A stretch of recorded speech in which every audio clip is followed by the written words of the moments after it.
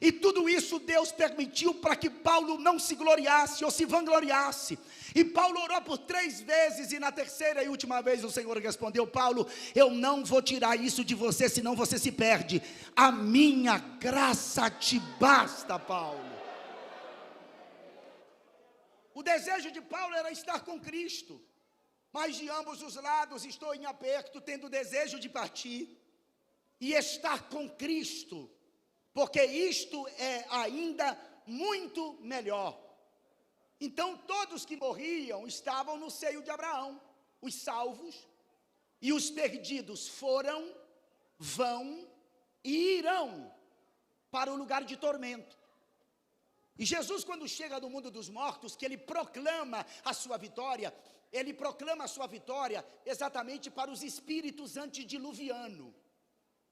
Porque existe uma temática, e é muito debatida, inclusive, se você procurar isso na internet, você vai encontrar muitas pessoas falando acerca de muitas coisas. Eu gosto da tradução King James, é 1 Pedro capítulo 3, versículos 18, 19 e 20.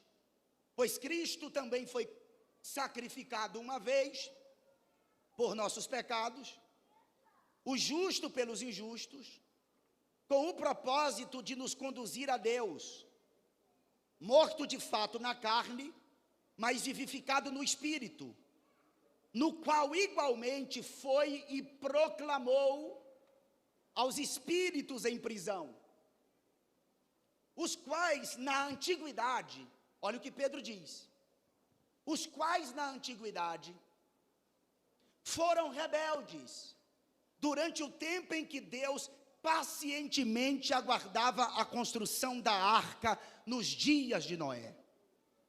Então a proclamação é para os espíritos antediluvianos, porque boa parte dos intérpretes defende que Cristo, depois da morte, foi proclamar a vitória no mundo dos mortos, mas esses espíritos são os anjos rebeldes, os anjos de Gênesis capítulo de número 6. Lembrem-se que tem 2 referências a filhos de Deus, em Jó e em Gênesis 6. Gênesis 6 e Jó capítulo 1. Jó capítulo 1, aquela referência são a anjos espíritos. Mas no livro de Gênesis capítulo 6, não adianta, irmãos, preste atenção nisso aqui. Os anjos são assexuados. Anjos não têm sexo. Anjos não têm sexo. Bíblica, teológica e biologicamente, é impossível o anjo engravidar um outro ser. Até porque, se um anjo engravidasse, no caso, uma mulher, teria que nascer um anjo. Teria que nascer um... Isso é biologia, meu filho. Isso é biologia. O homem, no momento da ejaculação, ouça, a enciclopédia britânica atualizada diz que cerca de 200 a 500 milhões de espermatozoides caminham cerca de 15 centímetros para que o óvulo da mulher, eu estou falando do núcleo, não é do mitocôndrias, eu estou falando do DNA do núcleo. O óvulo da mulher fecunda o espermatozoide, e na verdade o óvulo fecunda aquele espermatozoide que Deus determine que fecunde. Põe Jeremias capítulo 1, versículo 4 e 5.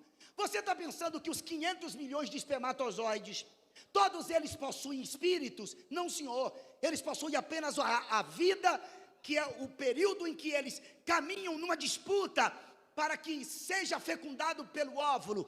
E quando a mulher engravida, na maioria das vezes é de 1, de 2 é raro, de 3 muito mais raro, de 4 não se fala, de 5 muito mais ainda.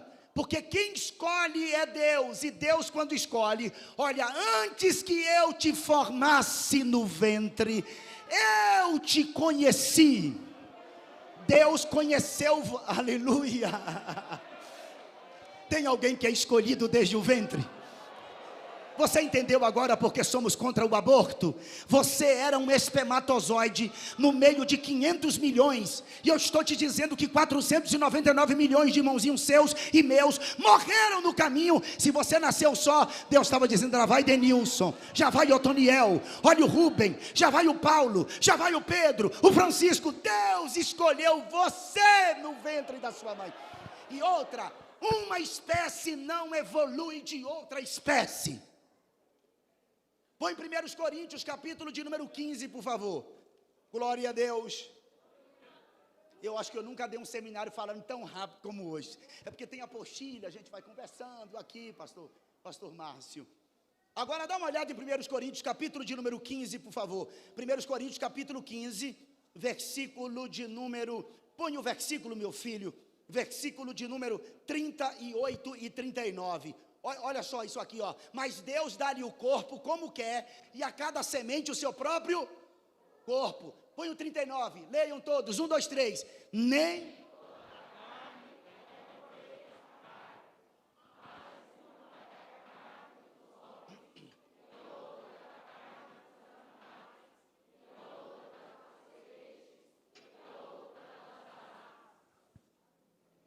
Eu vou esperar você pensar.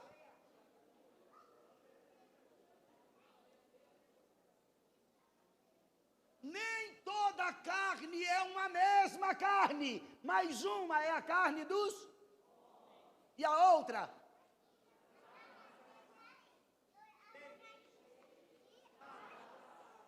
Ave é ave, animal é animal, homem é homem, não existe evolução das espécies.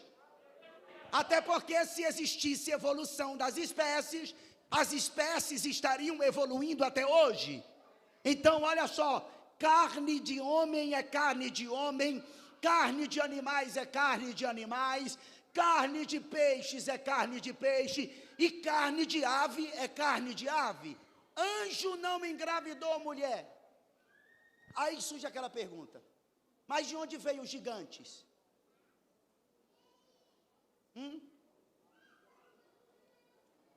E os gigantes? Porque acham que foram os homens. Nós estamos no Apocalipse, né, meu pastor?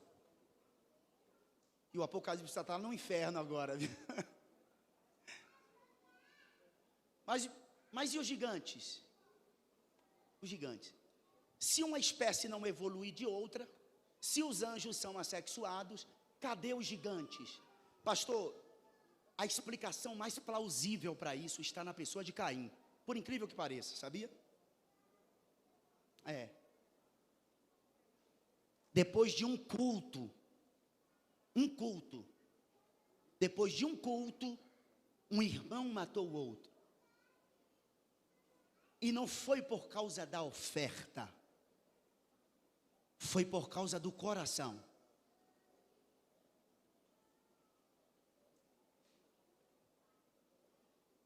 O coração de Caim era mau.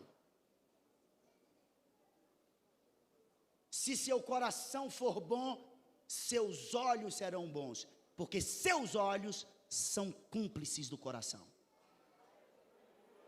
Se o Senhor não está bem comigo, o Senhor não gosta de mim, o Senhor não tem esta pureza no seu olhar.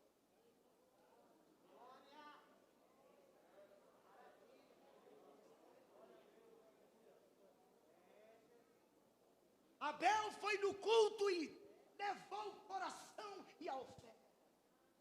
Porque a oferta não nasce no bolso, nasce no coração. Você dá o que você tem. Se você não tem, se você tem coisas boas no coração, você dá coisas boas. Se você tem ruindade, você dá ruindade. E Deus ouviu e recebeu o culto de Abel. E Caim está na mesma igreja, no mesmo altar, servindo ao mesmo Deus, mas não tem um coração leal, porque o coração dele era ruim, pastor Paulo, e ele estava mais olhando para Abel, para o culto de Abel. E o seu culto é o seu culto, o meu culto é o meu culto. Não se meta no meu culto, porque às vezes meu culto pode ser pulando, saltando, se alegrando, batendo palma, e seu culto pode ser de cabeça baixa, porque eu não... Tem alguém que trouxe o culto para Deus hoje? Tem alguém que trouxe um culto para prestar a Deus? Levanta a mão por gentileza. Aproveita e dê um grito de aleluia para Deus. Fala para alguém do seu lado aí, vá. Não se meta no meu culto.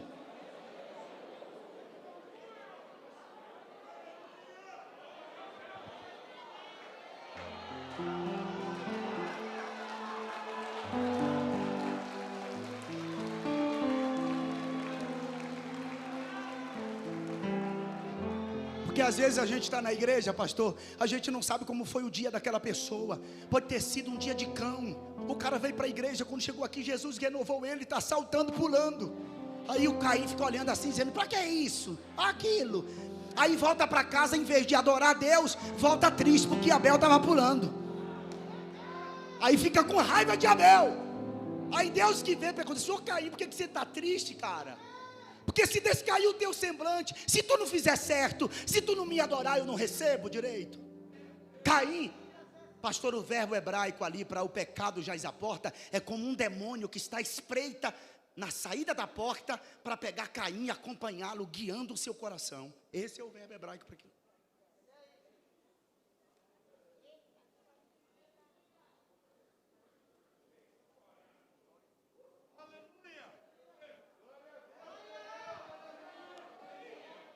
Rachei camara canta labar. Ore shema camana. Mai que cores fiho. Para. Oh.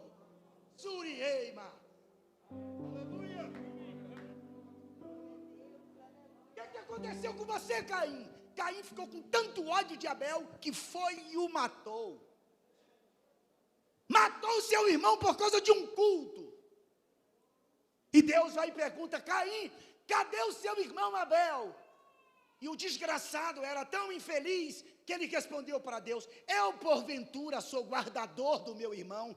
Eu não vim doutrinar a igreja, que a igreja tem um pastor, mas isso é pesado, mas eu vou falar. Quem não guarda o seu irmão é o assassino dele. Você tem que me proteger, porque eu, oh glória a Deus, você tem que me proteger, você tem que me proteger. Quando o apóstolo Paulo usa Efésios capítulo 6, a partir do versículo 10, dizendo que o soldado romano tem couraça, tem capacete, ele tem coturno, crevas na canela, ele tem cinto, ele tem espada e ele tem escudo. Pastor, o escudo ali é tieron em grego, não significa um escudo pequeno, é o escudo que protege o soldado e mais um. Tem hora que você vai precisar de mim e eu vou estar com escudo para te proteger. Te protegendo, porque tem, oh glória, tem hora que você vai precisar do seu irmão. Proteja ele, guarde ele.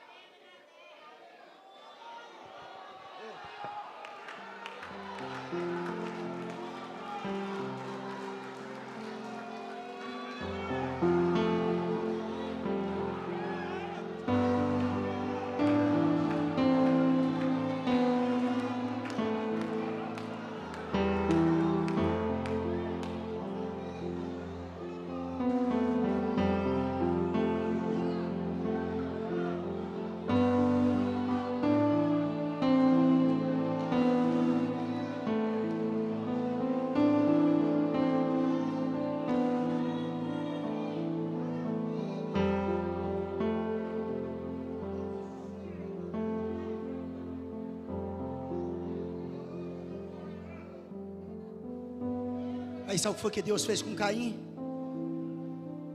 A explicação mais plausível que eu achei até hoje: Deus marcou Caim, colocou uma marca nele, lembra, pastor? E os judeus antigos, eu estudei cultura judaica há um tempão. Todos os rabinos que eu estudei, todos não, dois que eu estudei, um era muito mais sábio do que o outro. A interpretação mais relevante para os gigantes vem de Caim, por causa da marca. Como assim, pastor? É que existe uma regra entre os rabinos antigos de, para elucidar questões difíceis, usar o nome de trás para frente. E o nome Caim dá exatamente Anaquins. Por isso que os gigantes eram filhos de Anak. E olha só, Caim peca, Deus coloca a marca em Caim, e a marca de Caim pode ser o gigantismo. Ele teve um crescimento anormal. Foi quando ele tomou a sua irmã e levou-a para Nod. Nod ficava, pastor, junto do Éden. A saudade de Caim para dizer, eu não posso entrar no Éden, porque os querubins estão aqui com espadas, mas eu vou ficar aqui bem juntinho de Nod. E não venha com essa que Adão teve, isso é teologia liberal. Adão teve uma mulher antes dele, chamada Lilith, não teve. Os dias de Gênesis não são dias de 24 horas, mentira, dias de 24 horas.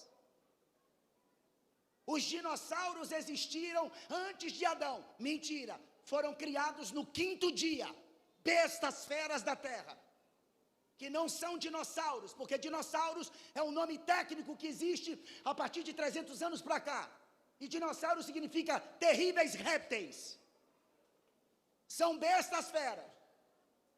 E você está perguntando, pastor, e eles conviviam com o homem? Claro, eles não tinham a natureza que os animais têm hoje.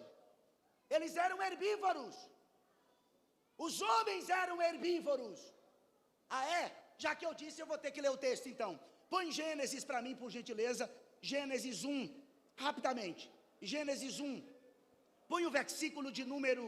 Gênesis 1, põe o versículo de número 29. Todos os animais, répteis, tudo era herbívoro. Tudo era herbívoro. Veja aí, Gênesis 1 e o versículo que eu te pedi, 19. 1:19 de Gênesis. Todos os animais eram herbívoros. Gênesis 1, versículo de número 19. Eu vou ler para a gente ganhar tempo. 29. E disse Deus, 29, e disse Deus, eis que vos tenho dado toda a erva que dá semente, e que está sobre a face de toda a terra, e toda árvore em que há fruto de árvore que dá semente, ser-vos-ão para comer. Próximo versículo. E a todo animal da terra, e a toda ave dos céus, e a todo réptil da terra, em que há alma vivente, toda a erva verde lhe será para comer. Então todos eram herbívoros. Agora, quando foi que o homem começou a comer carne? Vai em Gênesis 9, põe versículo 1. Depois que Noé sai de dentro da arca, olha só, e abençoou Deus a Noé e a seus filhos, e disse-lhes, frutificai e multiplicai-vos, e enchei a terra, e será o vosso temor. Pastor Paulo, Deus, eu como disse lá no gabinete, aquele irmão de Pernambuco, dizia, esse Deus nosso não é gente não, pastor, é Deus. Deus pegou e disse que o homem dominaria sobre tudo, mas agora o homem vai ter pavor, por causa do pecado é uma desgraça. E será o vosso temor e o vosso pavor sobre todo o animal da terra, e sobre todas as aves dos céus, tudo que se move sobre a terra, e todos os peixes do mar, na vossa mão são entregues. Próximo versículo, tudo quanto se move que é vivente, será para vosso. Aí o homem tem que comer carne agora, mas antes não. Pastor, mas os dinossauros foram mortos quando? No dilúvio, porque os dinossauros são as bestas feras da terra. Pode ler Gênesis capítulo de número 1, no 5º dia da criação, Deus cria as bestas feras, mas quando Deus, põe a Gênesis 6, por favor, Gênesis 6, versículo de número 20, Gênesis 6, 20, olha que lindo isso aqui, ó, das aves conforme a sua espécie, dos animais conforme a sua espécie, de todo réptil da terra conforme a sua espécie, 2 de cada espécie virão a ti, Noé não foi caçar os répteis, Noé não foi caçar as aves, para agregá-las dentro da arca. Deus disse, ó, virão a ti, Noé, só fica esperando, você só coloca dentro da arca. E Deus fala, olha só, espécies de todo o réptil da terra, conforme sua espécie, 2 de cada espécie virão a ti, para os conservares em vida. Ali não tem as bestas feras ali, ó. Por isso que o dilúvio levou aquilo que conhecemos como dinossauros. E ainda tem gente que pergunta, pastor, mas os dinossauros existiram? É claro que aquilo ali não é lagartixa gigante, né?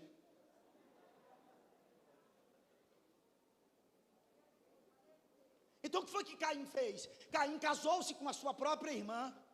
Com a sua própria irmã? Sim, irmão. Caim casou-se com sua própria irmã. O nome disso é edogamia. Fala comigo, edogamia. Edogamia é casar-se com parente próximo, primo, irmão, tia. Só que depois Deus proíbe a edogamia. Leia Levítico capítulo 18, versículo 9, por favor. Pode pôr, eu queria que vocês lessem. Eu já estou terminando quase, tá? Caminhando para o final. Levítico 18, versículo 9. A princípio Deus permitiu a edogamia. Caim casou-se com sua própria irmã. E no capítulo 18, versículo 9 de Levítico, Deus proíbe a edogamia. Leiam todos, 1, 2, 3.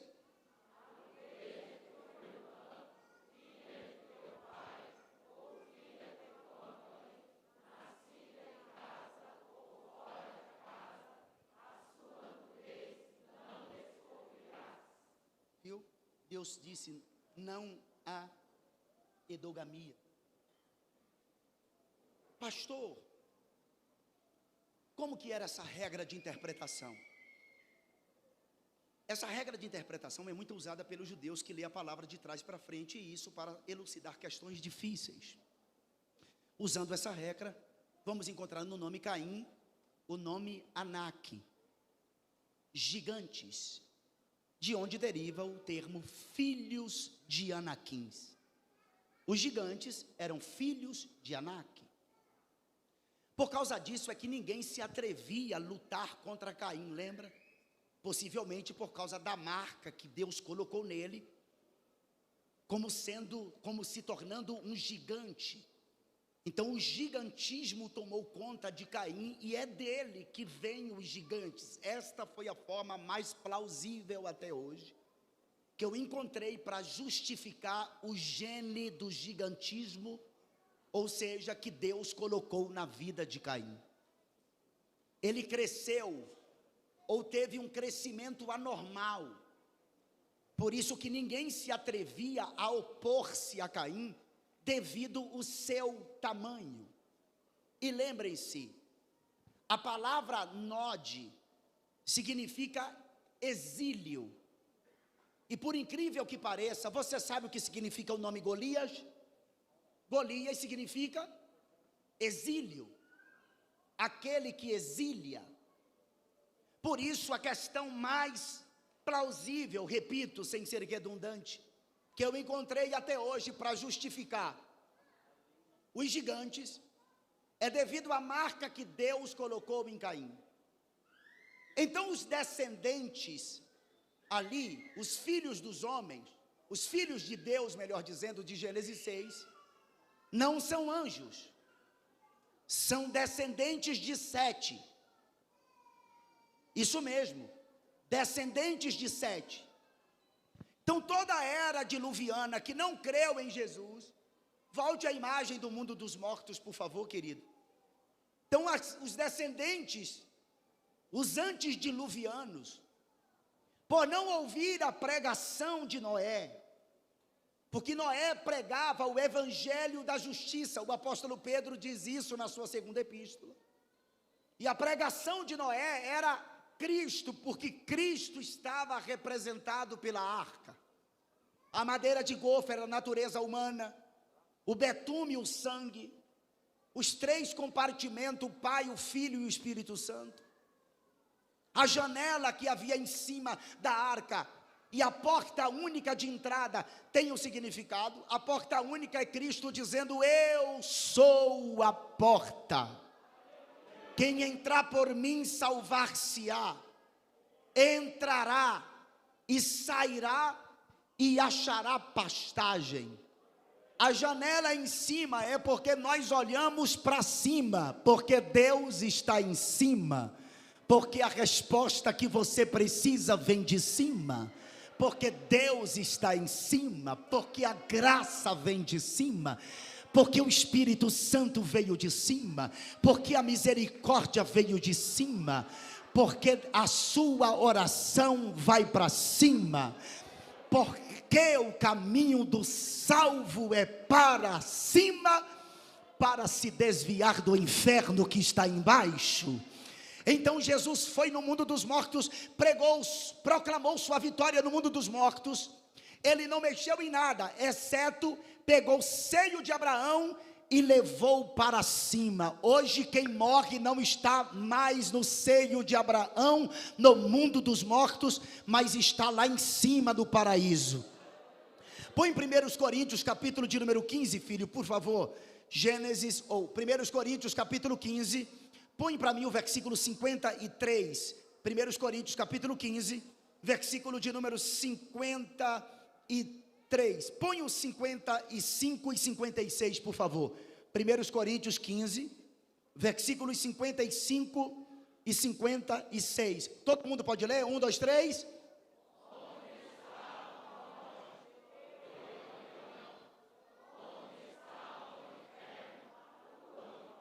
Olha o que é que Paulo está dizendo. Olha só, se eu morrer, a minha alma não desce mais para o seio de Abraão aí embaixo, porque o meu Cristo venceu a morte e o inferno. Se eu morrer, a minha alma vai direto para o paraíso. Põe o versículo seguinte, só o versículo seguinte, 3, 2, 1, vamos lá? Ora, o aguilhão da morte é o pecado, e a força do pecado é a lei. 57.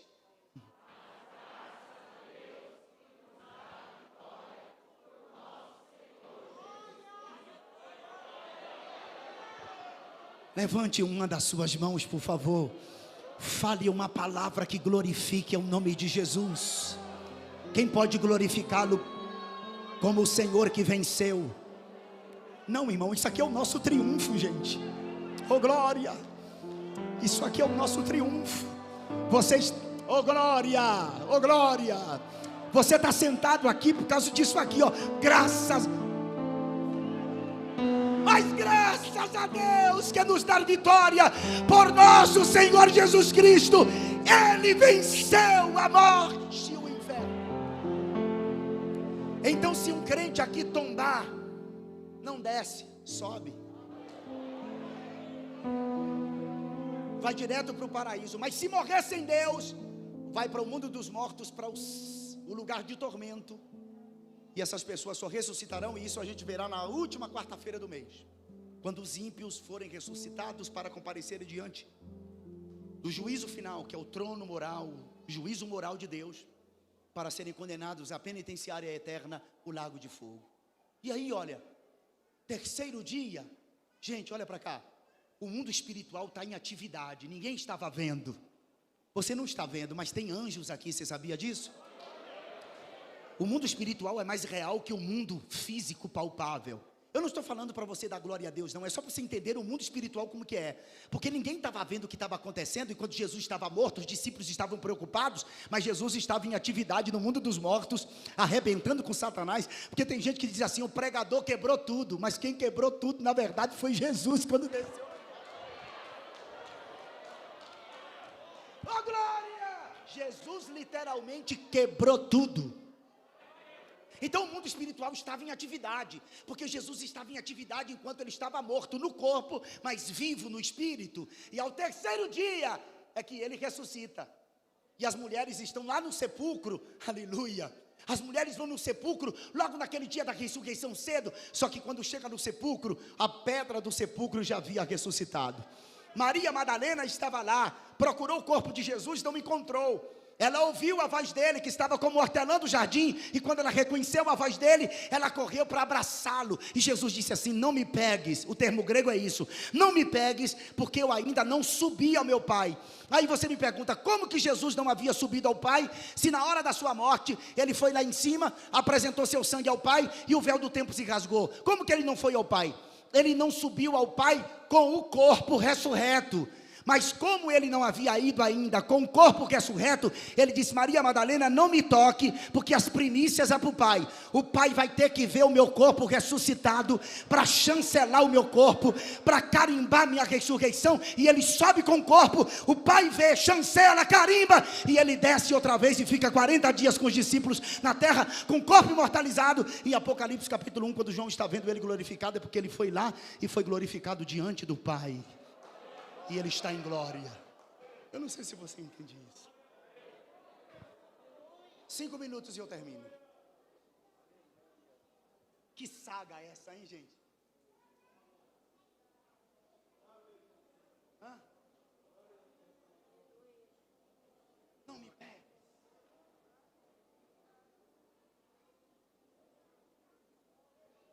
Eu ainda não sou. Tudo era para o Pai, as primícias, entendeu? O Pai tocar em...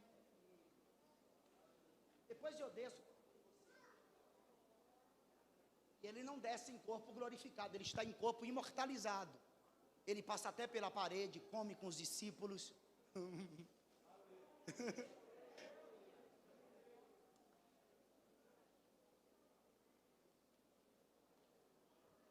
Oh.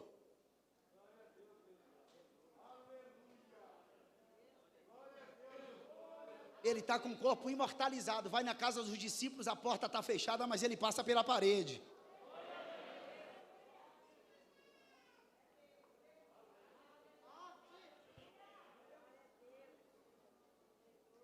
E depois de 40 dias é que ele sobe e ele... Aí os anjos no Salmo 24 cantam aquele cântico, né? Como é que é? Levantai as vossas cabeças ao portais eternos para que entre o Rei da Glória. E aqui é Atos dos Apóstolos 1, Jesus subindo. Os discípulos olhando e ele sendo assunto ao céu. E os anjos dizendo o quê? Levantai vossas cabeças ao portais eternos para que entre o Rei da Glória. Quem é este o Rei da Glória? O Senhor dos Exércitos, poderoso na batalha. Ele é o Rei da Glória. Então, mas os anjos estão em altas vozes. Quem é este?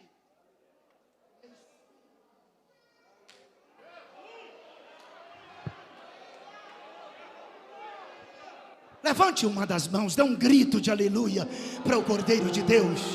Não, dá um grito de aleluia para Deus. Porque aqui, pastor, são grupos de anjos, o reino de Deus. Por isso que tem presbítero, por isso que tem diáconos, por isso que existem evangelistas, pastores, por isso que existem os ministérios da igreja. São os anjos em grupos. Um grupo diz assim: levantai, ó portas, as vossas cabeças.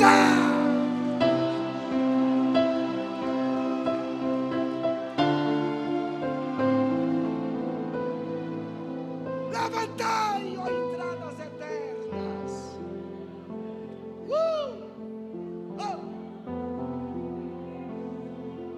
Fale alguma coisa para Jesus, eu estou animado. Fale oh glória a Deus. Fale alguma coisa que glorifica a Jesus. É a nossa vitória, o nosso triunfo. É Ele venceu a morte não pôde retê-lo no sepulcro, Ele despedaçou com os grilhões e ressuscitou, e está presente entre nós. E Ele diz assim a João, escreve João, termino agora meu pastor. Ele diz: João, escreve as 7 igrejas da Ásia. Existia só essas 7 igrejas? Põe só o castiçal para mostrar para eles. Só existiam essas 7 igrejas? Não, haviam várias, mas Jesus manda escrever as 7 igrejas que estavam nessas 7 cidades: Éfeso, Esmirna, Pérgamo, Tiatira, Sardes, Filadélfia e Laodiceia, que podem representar os tempos. Por exemplo, Éfeso representa o tempo apostólico, Esmirna, a era das perseguições, Pérgamo representa a igreja ligada ao Estado, Tiatira, a igreja desviada. Então as 7 igrejas representam os períodos. Essas 7 igrejas podem representar os crentes dentro da sua individualidade, mas a exegese do texto de 2 e 3 de Apocalipse não é os tempos, não é o crente na sua individualidade. A exegese do texto está aqui, ó. São as igrejas que são as 7 lâmpadas do 7 castiçal, ou do castiçal de ouro. São 7 igrejas, então são 7 lâmpadas do castiçal. E quem é Jesus? É um sacerdote que vai inspecionar o nível de óleo em cada lâmpada. Ou seja, Jesus quer saber a comunhão que a igreja tem com ele. E o que é que ele faz? Ele manda escrever para o pastor da igreja. Sabe por que o pastor da igreja? Porque este jovem senhor é quem é o responsável pela igreja. Isso mesmo, o pastor é o responsável pela igreja. Jesus não escreve à igreja, escreve ao anjo, ao pastor da igreja, porque ele é o responsável legal, físico da igreja. E você pode dizer assim: um pastor manda em mim? Manda sim, senhor. Você está debaixo da autoridade do pastor, sim, senhor. Ah, pastor, eu conheço os desigrejados. Desigrejado não é igrejado, já é desigrejado mesmo, porque saiu de um sistema segundo eles, mas foi para um falido. Porque Deus não dá igreja ao pastor, mas Deus dá pastor à igreja. E Deus deu o pastor Paulo para você. E você... Então o pastor é o responsável pela igreja. Então Jesus está indo no castiçal de ouro para examinar o nível de óleo. Ele, quando chega em Éfeso, Éfeso está fumegando. Ele chega em Esmirna, Esmirna está completamente acesa, vivendo um avivamento apesar de perseguida. Pérgamo está fumegando, Tiatira está fumegando, Sardes está fumegando, Filadélfia está acesa e Laodiceia está completamente apagada. Deixa eu falar uma coisa para vocês rapidamente. Olha para a minha mão esquerda. São 7 igrejas? São Éfeso, Esmirna, Pérgamo, Tiatira, Sardes, Filadélfia e Laodiceia. São 7 igrejas, pastor. São 7 igrejas, mas não são 7 igrejas. Que paradoxo é esse? São 7, não são? Sim, são 7, mas não são 7 igrejas. São 2 igrejas. Por quê, pastor? Porque Éfeso, Pérgamo, Tiatira, Sardes e Laodiceia representam as 5 virgens loucas que perdeu o azeite. Olha só. A falta de amor de Éfeso, a doutrina, a tolerância, a tolerância à doutrina de Balaão de Pérgamo, a tolerância à doutrina de Tiatira, de Jezabel de Tiatira, a falsa aparência de Sardes está dentro de Laodiceia. E pode observar, a mesma haste de Esmirna, olha só, ela dá em Filadélfia. É as 2 lâmpadas que estão acesas, porque a fidelidade de Esmirna está dentro de Filadélfia. Mas pastor, por que são 7 igrejas e ao mesmo tempo são 2? Quais 2? Olha só, Filadélfia e Laodiceia. Filadélfia e Laodiceia. Por que, pastor? Porque Deus abriu 2 portas. Quantas portas? E abriu portas para quem? Para Filadélfia e para Laodiceia. Filadélfia manteve a porta aberta, mesmo tendo pouca força. Deus não está atrás de crente forte. Deus está atrás de crentes que não neguem o seu nome. E diante de ti eu pus uma porta aberta, ou a Debrais de Santa Bárbara do Oeste, e ninguém pode fechar esta porta que eu abri. Não é porta de dinheiro, é porta de missões, é porta de comunhão, é porta de graça, é porta de renovo. Essa porta mantém-se aberta lá em Filadélfia. E eu fecho a Bíblia e vou dar 3 pontinhos para a gente seguir. Aí sabe o que acontece? Jesus vai lá em Laodiceia.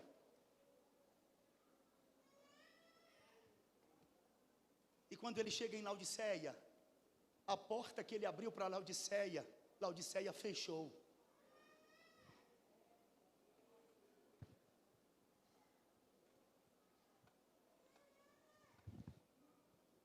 Jesus abriu uma porta para Filadélfia, e mesmo tendo pouca força, Filadélfia manteve-a aberta. Laodiceia tinha tudo, mas fechou a porta que Jesus fechou, abriu para ela. Olha para mim. Você sabe o que é que Jesus fala para Laodiceia? Jesus diz assim para Laodiceia: você tem 5 características do diabo, Laodiceia. Você é miserável. Você é desgraçada. Você é pobre. Jesus, tá? Você é cega. E você é nua. Sabe por que você é? Sabe por que você é miserável, Laodiceia? Porque você não tem misericórdia.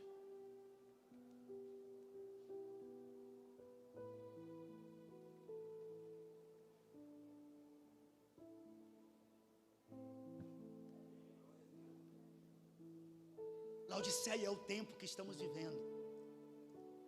O tempo da igreja que tem 5 características do diabo.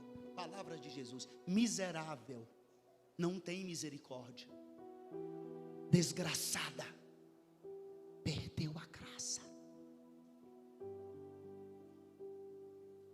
Misericórdia e graça são irmãs gêmeas, resed em hebraico.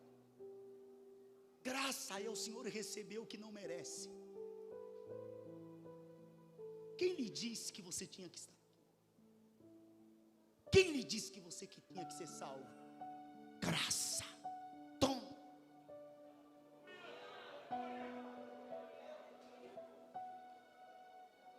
Quem lhe disse que é bom? Quem te disse? Graça.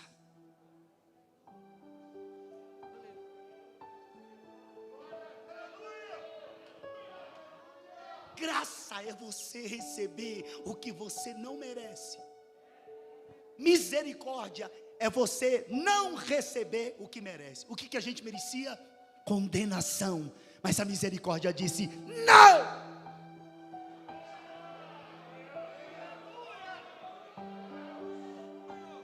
Oh, glória! É pobre porque não tem nada mais do que o dinheiro. É cega porque perdeu a visão de Deus. É nua porque promove escândalo.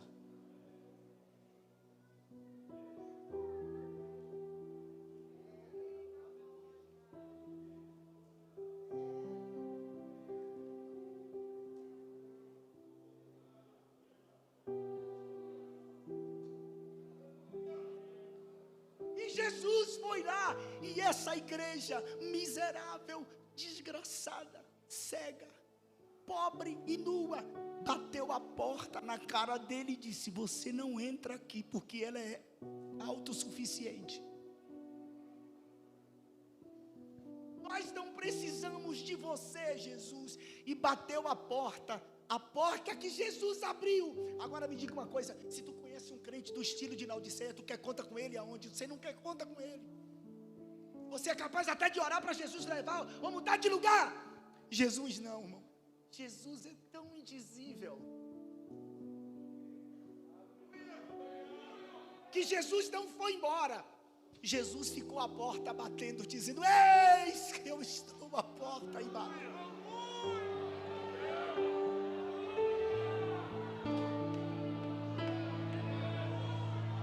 Pastor, eu caí, ele levanta você.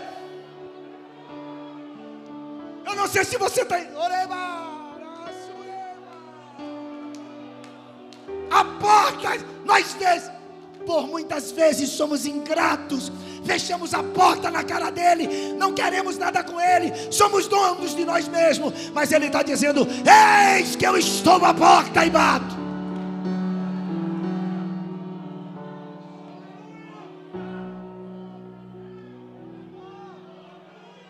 Jesus Cristo está voltando. Se prepare para que tu venha.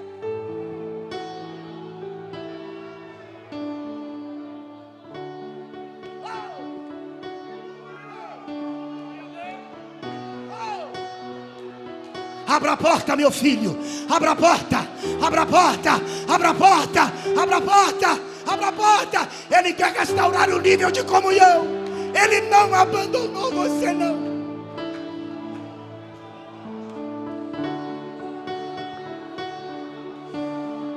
O que o Espírito diz às igrejas: Jesus Cristo está voltando. Se prepare para que tu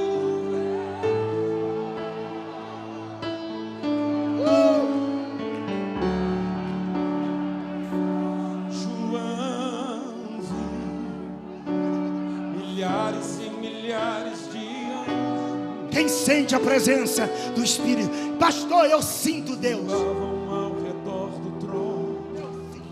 Que voavam ao redor do trono. Que voavam ao redor do trono de Deus. Quem sente a presença de Deus? João viu. João viu os 7 castiçais de ouro, E no meio dos 7 castiçais, semelhante ao Filho do Homem. Quem era esse homem? Era Jesus de Nazaré.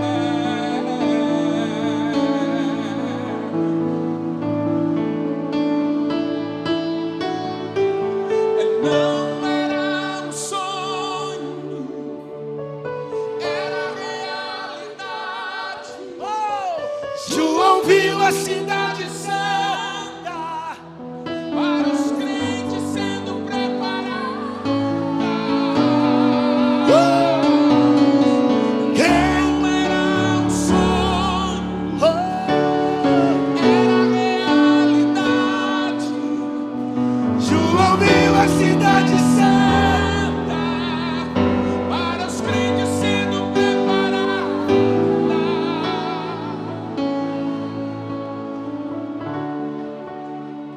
Eu tenho descoberto ultimamente, pastor, que os crentes voltaram a amar a escatologia bíblica. Eu estou feliz em estar aqui.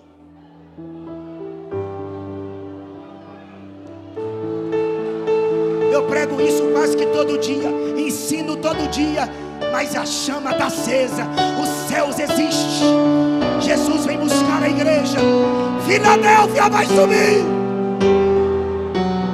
Quem pode se alegrar em Deus? Fala alguma coisa para Deus, irmão.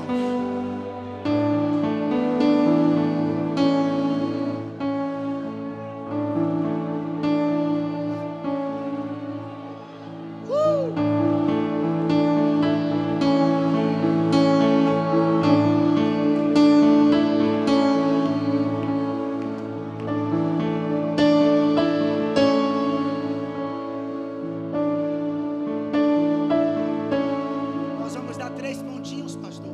Perdão, tá? Pelo tempo que eu tomei, 3 pontinhos.